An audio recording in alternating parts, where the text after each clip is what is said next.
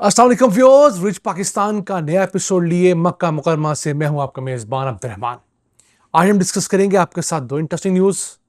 रवां साल पाकिस्तान पहली मर्तबा 35 अरब डॉलर से ज़ायद रेमिटेंसेस कमाने जा रहा है।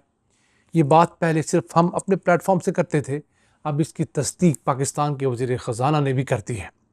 आपको बताएंगे कि गुज़िश्ता 5 माह के दौरान पाकिस्तान ने एग्जैक्ट कितनी रेमिटेंसेस हासिल की हैं और उस बुनियाद पर हम किस तरह इस माली साल में 35 अरब डॉलर्स का अहम फिगर क्रॉस करेंगे। इसके अलावा आज की दूसरी खबर, पाकिस्तान में महंगी बिजली पैदा करने वाले 8 IPPs के मुआहदे हुकूमत ने ख़त्म करने और उनको तब्दील करने की बाकायदा मंजूरी दे दी है। अब तकरीबन 13 IPPs ऐसे हैं जिनके पुराने मुआहदे ख़त्म करके नए सस्ते मुआहदे किए गए हैं। इनसे पाकिस्तान को 650 अरब रुपए का फ़ायदा होगा। इस अहम खबर को प्रोग्राम के दूसरे से हम डिस्कस करेंगे, लेकिन पहले चलते हैं आज की सबसे अहम खबर की तरफ। रवां माली साल के दौरान पाकिस्तान इंशाल्लाह 35 अरब डॉलर से जायद की रेमिटेंसेस कलेक्ट करेगा। ये बात पाकिस्तान के वज़ीर ख़जाना मोहम्मद औरंगज़ेब ने कही। उसकी बुनियाद क्या है? अगर इस माली साल के इब्तदाई 5 माह के फिगर्स को देखें, यानी जुलाई से लेकर नवंबर तक के 5 माह के दौरान, तो पाकिस्तान ने 14 अरब 80 करोड़ डॉलर्स वसूल किए हैं ओवरसीज़ पाकिस्तानियों की जानब से भेजे जाने वाली रकूम की सूरत में। यही रकम पिछले साल के इन्हीं 5 माह में 11 अरब 10 करोड़ डॉलर्स थी, यानी 5 माह में 3 अरब 70 करोड़ डॉलर्स का इजाफा हुआ है। हमने 12 माह में कितना इजाफा करना था? 5 अरब डॉलर्स का टोटल। किस तरह? पिछले माली साल के दौरान पाकिस्तान ने जो ओवरसीज़ पाकिस्तानियों से रेमिटेंसेस हासिल की थी वो थी 30 अरब 25 करोड़ डॉलर्स। 5 अरब डॉलर्स उनमें ऐड होते हैं तो हम 35 का फिगर क्रॉस करते हैं।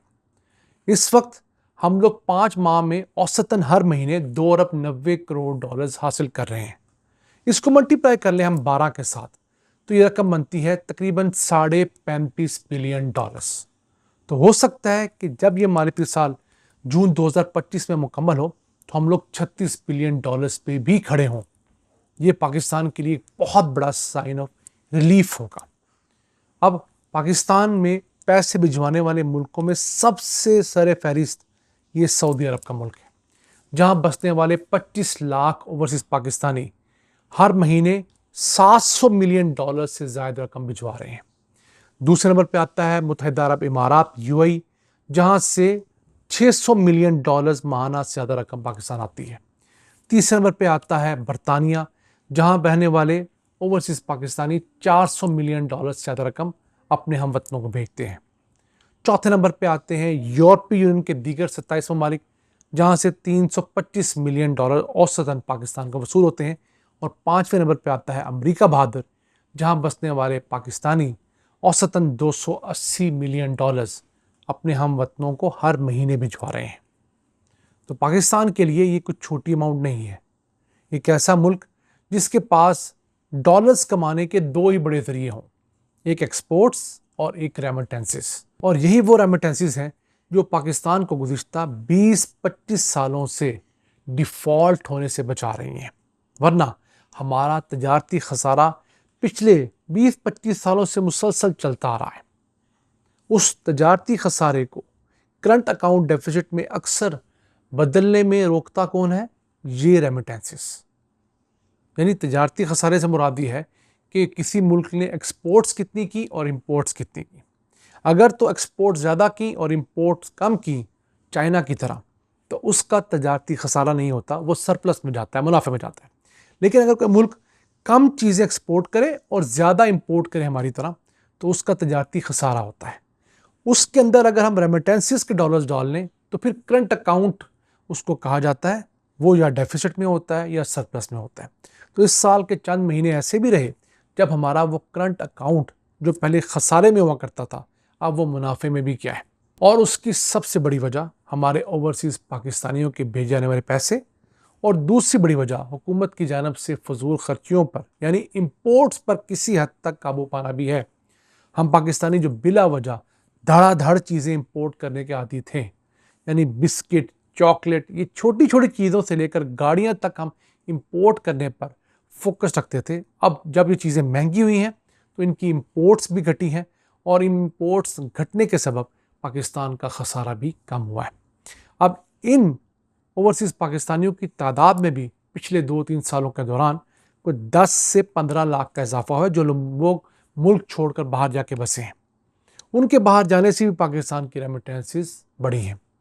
इन रेमिटेंसेस में मज़ीद इजाफा भी हो सकता है अगर मुल्क के अंदर हवाला हुंडी का जो एक मरबूत निज़ाम अभी भी चल रहा है, कम से कम $10 बिलियन उस निज़ाम के ज़रिए अभी भी हर साल आ रहा है, उसमें से हम किस तरीके से $5 अरब लाने में कामयाब हो जाएं बैंकों के ज़रिए या मनी एक्सचेंज कंपनीज़ के ज़रिए या रोशन डिजिटल अकाउंट के ज़रिए, तो पाकिस्तान बहुत हद तक अपने कदमों पे खड़ा होने की पोजीशन में आ सकता है। आइए चलते हैं आज की दूसरी अहम खबर की तरफ।